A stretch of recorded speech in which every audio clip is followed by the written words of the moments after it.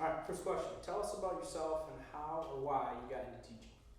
All right, well, first, I'm BJ Tomanek, and I'm married with two kids. They're going into third and fifth grade, Luke and Hannah. Um, my wife teaches PE at Alma, so we're both in the education field. Um, we're a pretty active family. Both kids are into sports. My wife teaches PE, and I'm into just about anything competitive. Those are some, we're interested in sports and fishing and things like that. We enjoy camping in the summer. So that's a little bit about my family.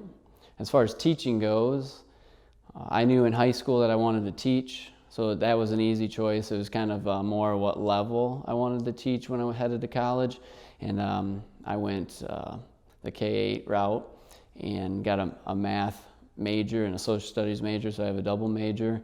I just knew that I always wanted to be able to impact kids' lives in a positive way, and so teaching was a way I could do that, and you combine that with coaching. I've always been a big believer that the two are ways that you can reach kids' lives and make a difference, and you're able to connect with kids in different ways inside and in the class and outside the class. All right, good. Second question. What are your three greatest strengths? All right, well, for one, I would say involvement. Like, no matter where I've worked, I'm pretty involved, whether it's in the class or, fundraisers or activities after school. I've been part of committees as far as school improvement goes. I've been on the bargaining team. I've coached many sports. So just showing up at games and extracurricular activities to support the students, I've always done. So involvement's one. Energy, I try to bring a high level of energy. Obviously, it's tough all year round, but I feel like I bring an energy to the class that hopefully is contagious to the students and other staff. And then I would say being a mentor, I feel like I provide a good example to kids, work ethic and making good choices. And not only do I, kind of preach those things or teach those things, I feel like I live those. So, I'm walking the walk, So those would be my strengths, I think. All right. Well, those are good. Those are good strengths. What would you say is your biggest weakness, and what are you doing to address it? It's a good question.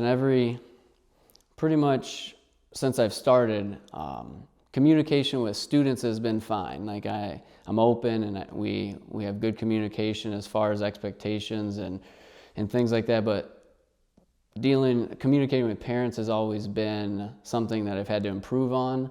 One of my philosophies when I got into the education field was that I would deal with things with the kids, the students or the athletes, and I've learned over the years that no matter how good your communication is with the student, sometimes it's better to front load communication with parents, and dealing with parents is something that's important. I think this distance learning has helped me with that actually. I've been in contact with not only the students, but also their parents, and in some cases it's not necessarily negative contact. We've been trying to be in contact for lots of positives just because the students and parents have been disconnected. So I think that's one thing about distance learning that's probably been a benefit. All right. You kind of mentioned this whole challenge of distance learning. But what are some of the things, what are some of the theories or practices you use when managing your classroom, physical classroom? Yeah, classroom management goes a long ways for the success of the class. I think the overriding thing is that I think the kids have to feel safe, obviously physically, but like mentally, like do they feel safe answering questions? In today's society with a middle school student, nobody wants to make a mistake in front of their friends. So we try to, as I've taught math these last few years, that really try to get kids comfortable with answering questions or participating in class, being engaged, whether they're right or wrong, because, and sometimes I feel that even wrong answers are kind of better. It leads the group down, exploratory way of finding answers, and you just want kids to feel like they can do that. So that's one thing. Another thing that goes along with kids struggling with being engaged or feeling comfortable is that they don't want to mess up in front of their friends, or out loud and with the teacher. So I've done a lot of turn and talk, small group work where, Sammy might be comfortable talking to his friends, and if he messes up, it's okay. Also, it empowers some kids to lead others. So turn and talk's been a big thing. Small group when we get to tougher type challenging questions, because the kids work together, and a lot of times you find that they are more engaged when they're in those smaller groups. They feel safer to make a mistake or give their ideas, and that's what's important, because engagement is important in the classroom. All right. So being that this is a job to fill a STEM position, the next question is about how you seamlessly incorporate technology into your daily lessons. Well, to be honest, it really depends on the class I'm teaching.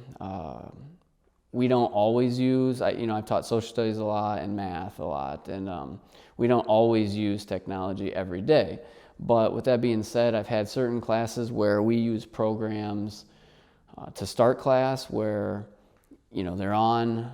We've been lucky to have one-to-one Chromebooks and things like that. So kids are on a website, whether it's Extra Math or SumDog, things that are productive while I take attendance, things like that, so we're not using up time inefficiently. So we've done that. I've experimented with that where they're using it every day.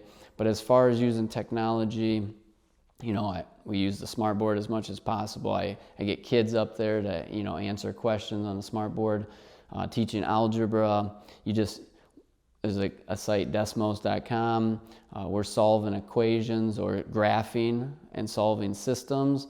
I often try to get kids to do things by hand first and learn the math behind it, but then I push that desmos.com to use as a kind of make them feel comfortable. They can check their work, see if their solutions are right, and it's quicker.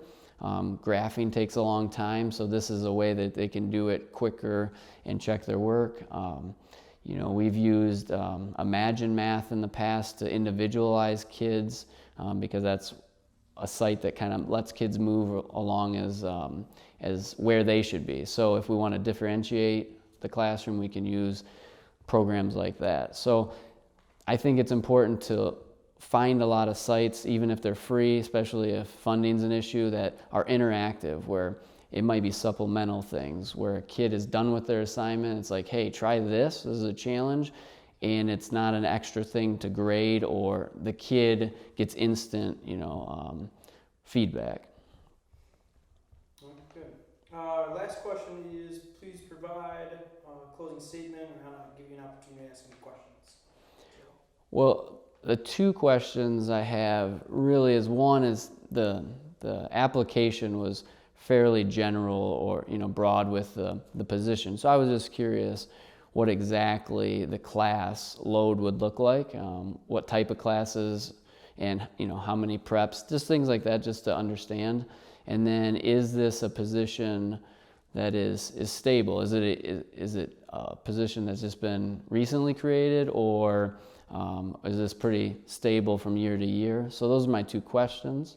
My closing statement is kind of like what I said in my letter of interest, is that this move would be, it seems really set up for my family. My daughter's big into gymnastics. The setting in Saginaw is closer. It's, I've heard lots of good things about the school district, and that's from people in and outside of Swan Valley. So I just think it's a good fit for my family, and so wanted to thank you for the opportunity.